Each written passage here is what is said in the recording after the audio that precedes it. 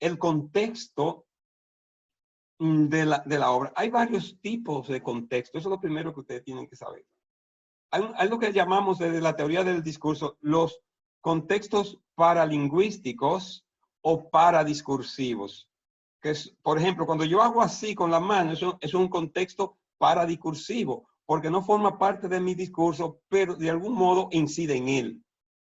Es más, a veces los gestos podrían hasta cancelar el discurso. Alguien te podría decir sí, pero en la expresión del rostro tú ves no, o la forma en que lo dice. Todo eso son entonces señales paradiscursivas. Las cosas, los discursos significan mucho de acuerdo al contexto metafísico donde se habla.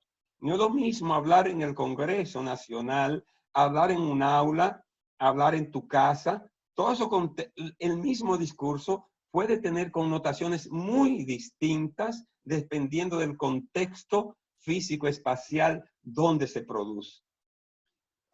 Todo discurso tiene entonces un contexto y una novela es un discurso, un tipo específico, un género discursivo.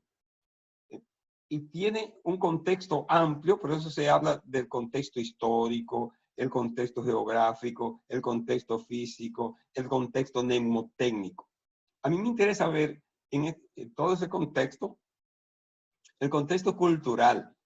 Hay que saber que uno se pregunta, ¿por qué una niña? Porque Mary Shelley era una niña cuando escribió esa novela y eso incluso en su época impactó.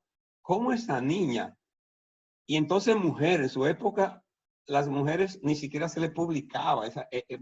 Ella es, digamos, una pionera en muchos aspectos. De hecho, el libro no se lo querían publicar si no era nombre del esposo. Cuando lo llevaron a la editora, decía, no, pero que lo firme el marido, porque es una mujer. Y ella se resistió, no, señor. Entonces tuvieron que convenir que él por lo menos le hiciera un prólogo, que por lo menos la sancionara, la bendijera, la tenía que bendecir un hombre para publicarlo. Finalmente accedieron a publicarlo porque ella era hija también de un escritor. Su papá, apellido Godwin, era un escritor, tenía prestigio. Entonces hay que ver que ese contexto familiar en que ella nació, que leyendo desde niña puede explicar por qué nació en 1797, digamos que a los 18 años, esta niña escribe esa novela que todavía nosotros, hoy 202 años después, nos estamos ocupando. Jóvenes universitarios con visión y vocación y aspiración literaria se estén ocupando de ella. También hay que ver cómo estaba la ciencia en esa época. Ya Newton era famoso en esa época y sus experimentos.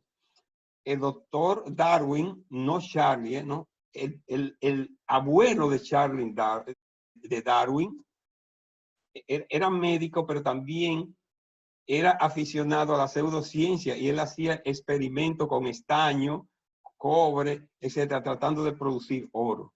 Todos esos conocimientos de algún modo están latentes en este libro. También estaba de moda el conocimiento enciclopédico. Ya, fíjense, ella nace en el siglo de las luces, en Francia. Ella nace cuando los enciclopedistas están produciendo sus mejores obras. Voltaire, Rousseau, Diderot.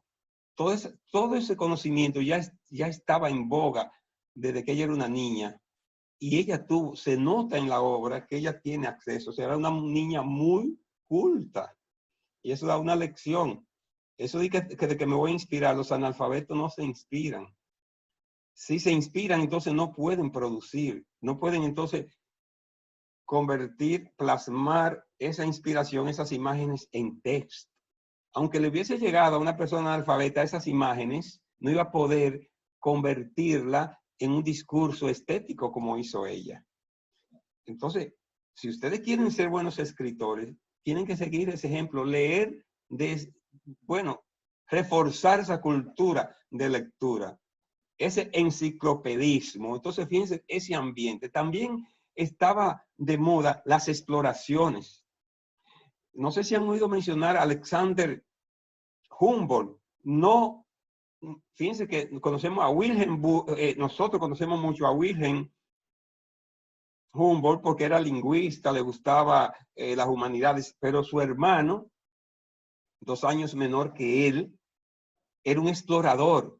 Y hasta cierto punto, Robert Walton, el que está escribiendo la carta, tiene cierto parecido con Alexander Humboldt.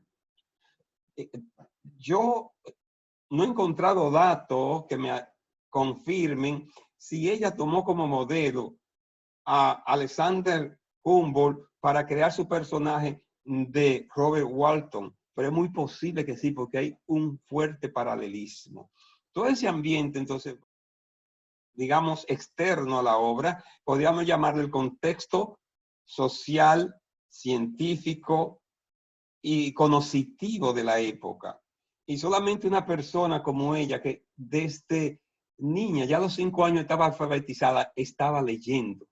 Se había leído parte de los enciclopedistas, se había leído las exploraciones, los reportes de Alexander Humboldt sobre América precisamente, que él vino aquí a América a ver ese paisaje virgen y salvaje que le atraía. Y fíjense cómo ese personaje va explorando por el mundo, Robert Walton, y va entonces contándole a su hermana lo que le va sucediendo.